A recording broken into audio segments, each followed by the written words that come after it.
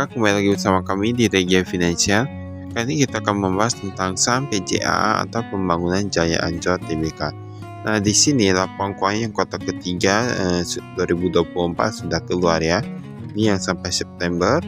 Di sini ada direktur utamanya yaitu Winarto, kemudian ada direkturnya yaitu Daniel Nainggolan. Untuk alamat kantor mereka ada di Jalan Lodan Timur, tepatnya di Jakarta Utara ya, di Kelurahan Ancol, Kecamatan Pademangan. Nah, ini gedung Ecovention nih, Jalan Lodan Timur nomor 7. Kalau kita lihat di sini, ini dia ada disebutkan juga alamat domisili dan lain-lain. Untuk laporan keuangan kali ini kita lihat ya, dia nilainya itu jutaan, tapi berarti itu rupiah aja, nanti dikali saja dengan 1 juta rupiah. Kas dan setara kas, wah ini kayaknya jaraknya ini agak jauh ya, ini pokoknya. Ini mereka susun agak jauh. Ini kas dan setara kas dari 400-an miliaran sekarang jadi 200-an miliaran. Oke, dia berkurang. Kemudian persediaan dia dari 6 miliaran sekarang menjadi 7 miliaran. Wah, ini dia meningkat sedikit ya. Meningkat kurang lebih 1,1 miliaran. Tapi kita lihat gimana dengan pendapatannya nanti. Nah, jadi kita lihat dulu kinerjanya itu gimana. Investasi jangka panjang lainnya dari ini agak sama sih, ini sama. Kemudian total asetnya dari 3,7 triliunan sekarang menjadi 3,6 triliunan. Artinya dia berkurang ya. Dia berkurang, tapi nanti kita lihat itu karena hutang yang berkurang atau karena ekuitas yang berkurang. Utang usaha pihak berelasi oke, gak gitu beda jauh. Ini soal gak gitu beda jauh sih. Pembaku oke juga. Pokoknya total hutang jangka pendek dari 600 miliaran sekarang menjadi 300 miliaran, berarti dia akan berkurang ya. Nah, ini untuk yang total hutangnya kita lihat dulu, dari 2 triliunan sekarang menjadi 1,91 triliunan, berarti dia berkurang kurang lebih sekitar 900 miliaran. Kurang lebih sekitar, ini berarti dikit aja ya, kurang lebih sekitar 100 miliaran gitu. Jumlah ekuitas, dia meningkat, berarti hutangnya dia menurun tetapi jumlah ekuitasnya meningkat. Ini berarti cukup bagus, dimana ekuitasnya dari 1,6 triliunan menjadi 1,7 triliunan. Walaupun begitu, kita perlu lihat sebenarnya hutangnya itu dia masih lebih banyak daripada jumlah ekuitasnya ya. Jadi semua itu perlu dilihat. Pendapatan usaha dari 900 miliaran sekarang tersisa 800 miliaran. Dia dikurangi beban pokok dan lain. Beban pokoknya dia meningkat sedikit. Laba brutonya dari 491 miliaran sekarang menjadi 438 miliaran.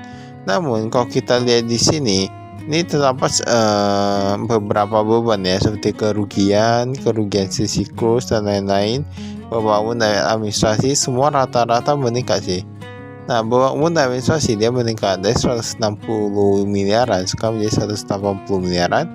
Lalu kalau kita lihat di sini, dia utang-utangnya dia beban keuangan dan lain-lain rata-rata agak meningkat sedikit ya. Maksudnya dia meningkat lah ya. Kita beban rugi. Kalau kita lihat di sini, beban rugi ini agak sedikit menurun, tetapi walaupun begitu mereka bisa mencetakkan labanya itu menurun ya ini ya. Berarti labanya menurun sekitar 100-an miliaran saja. Dari 170 miliaran kalau kayak gitu ya. Berarti ini kinerjanya akan menurun kalau kita di sini. Pembayaran kepada pemasok dan pihak ketiga. Ini dia sedikit meningkat daripada tahun lalu, tetapi gak begitu besar sih. Kalau kita lihat perbandingannya dengan yang labanya itu sama aja. Komisaris utama ada Sofian Al-Jalil, kemudian komisaris ada Yohanes Hengki, ada Suhadi Alius. Lalu dikatakan ini komisaris independennya sama komisaris utamanya itu hampir sama ya, banyak komisaris utamanya itu merangkap menjadi komisaris independen. Nah, ini direktur utama ada disebutkan juga. Entitas sana, ini dia tulis kepemilikan aja, dia gak ada tulis lain-lain. Berarti persentase kepemilikannya sama karena dia gak ada perubahan kalau kita lihat di sini. Tapi memang yang Ancol ini, pembangunan Jaya Ancol ini memiliki beberapa proyek, yaitu Dufan, Atlantis, Nah, kayak Ancol gitu-gitu lah ya. Nah, ini seharusnya sudah cukup terkenal sih di Indonesia untuk yang Ancol, SeaWorld Ancol. Kas kita lihat, ini kas yang di tangan atau cash on hand dia 900-an jutaan sekarang menjadi 935 juta menjadi 915 jutaan. Dia bukan sedikit tapi gak gitu berpengaruh karena jumlah kecil sih. Ini total kasnya 400-an miliaran sekarang menjadi 200-an miliaran. Dia berkurang cukup drastis juga. Bahkan ini ada taruh di deposito. Ada taruh di deposito juga. Ini piutang usaha kita lihat di sini. Gak gitu apa ya, gak gitu beda jauh. Kemudian cash flow-nya kalau kita lihat kayak makin apa ya, agak kurang lancar gini ya. Lihat, yang lebih dari 3 bulan dari 88 miliaran sekarang menjadi 93 miliaran. Berarti dia akan meningkat, padahal yang belum jatuh tempo itu sekitar 18 miliaran. Nah, inilah menurut kami ya, perusahaan kalau dia cash flow-nya kurang lancar, jadinya dia mau pakai uangnya pun susah. Menurut kami kayak gitu ya. Mengapa? Ibaratnya kita oke lah ada penjualan dan lain-lain, tetapi kalau uangnya nggak bisa kita gunakan untuk dipakai kembali, jadi kita mau dapat dari mana uangnya untuk putar bisnisnya lagi? Kan semua bisnis perlu uang, perlu operasional, perlu uang dan lain kayak gitu ya. Nah, jadi menurut kami cash flow itu tetap merupakan hal yang sangat penting. Perusahaan kalau pendapatannya tinggi ataupun lain-lain, tapi cash flow-nya macet sama aja itu namanya. Dia nggak ada uang juga. Ini investasi jangka panjang kita lihat di sini. Wah, ini investasi jangka panjang. Mereka ada taruh persentase kepemilikan ya tadi ya. Nah, ini apa ini? PTJTD dan lain-lain. Ini ada properti investasi.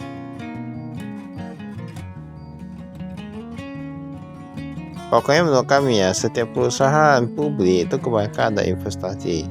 Nah, investasi itu merupakan salah satu pilar keamanan, misalnya bisnis operasional bisnisnya itu atau core bisnisnya itu gak jalan. Tetapi lebih bagus fokus ke core bisnis ya, kalau misalnya lebih menguntungkan. Ini kita lihat yang utangnya. Oh, utangnya pun macet, tapi setidaknya yang lebih dari 90 hari itu sudah mulai berkurang. Nah, yang belum jatuh tempo pun ini berarti kalau kita di sini ya, ini piutangnya lebih macet daripada utangnya ya. Utangnya masih gak gitu parah kali ya.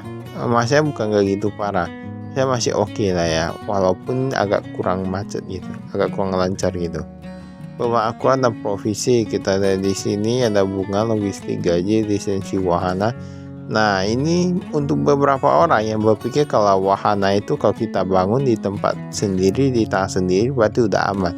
Saya enggak ya, karena semua hal itu perlu lisensi. Nah, pemerintah pun dapat uang dari lisensi juga, dari izin-izin juga. Jadi seperti kalau kita bangun perusahaan, misalnya kalau kita mau ini, bangun itu terkadang perlu izin juga, kayak pelabuhan, harus ada lampu sorot dan lain gitu-gitu. Nah, itu semua perlu izin juga. Bahkan HT pun ada izinnya. Penambahan diterima di muka dan uang muka pelanggan kita lihat di sini. Proyek Ancol. Oh, ini sebenarnya ada proyek. Ini jaminan pelanggan dan deposit lainnya.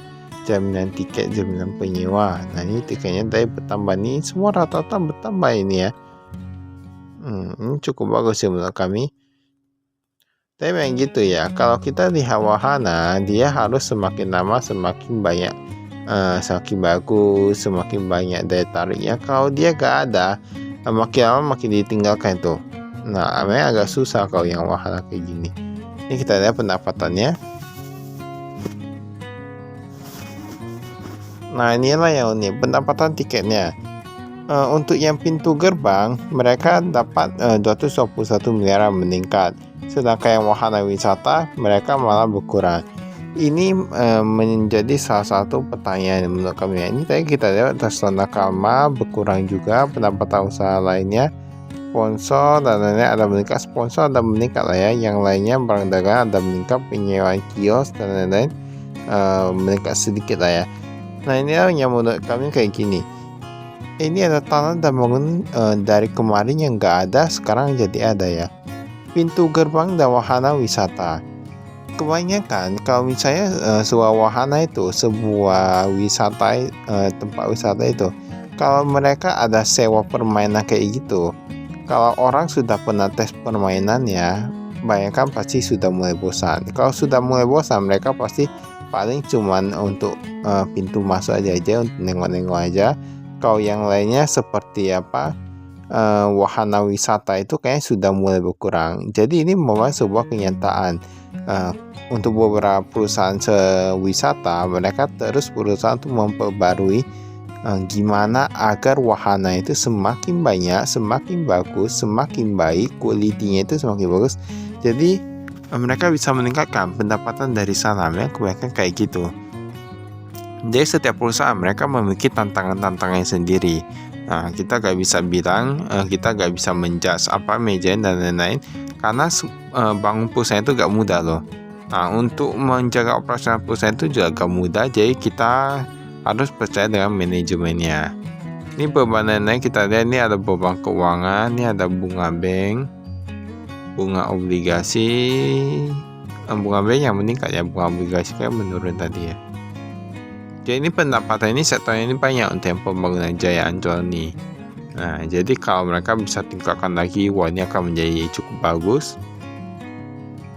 Baiklah, itu saja dari kami. Sekian dan terima kasih. Saya Fusnati.